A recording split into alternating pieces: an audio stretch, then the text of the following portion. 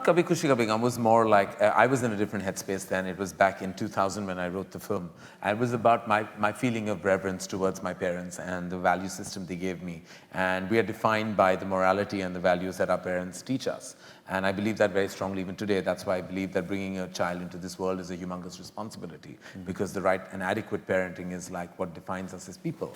But it was 6 years later that I felt the need to push the envelope and mildly tear it, which is why I made Kabhi Alvida Na Kehna, which was a commentary on marriage, on reasons why people get married, sometimes for the wrong reasons, and how you could step out of the boundaries of your marriage for sometimes no reason at all. That was questioned when the character of Rani Mukherjee actually did not love her husband, Abhishek Bachchan.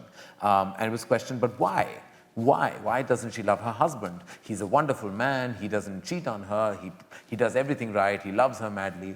But there's something called attraction. There's something called sensuality. There's something called not having sexual compatibility with your spouse. That is something that is just brushed under the carpet back home sometimes. You know, it's like, it's no longer a criteria. You may not be attracted to your husband for whatever reason.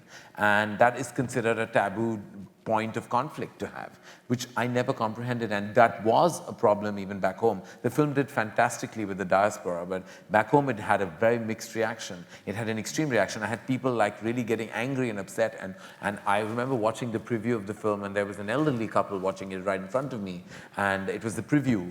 And at a point when Shah Rukh checks into the hotel with Rani, obviously to have sex, the lady turned around to her husband with a startling look like, what's happening, you know? And the husband looked at her and said, oh, it's a dream sequence, don't worry. And that gave her immediate relief.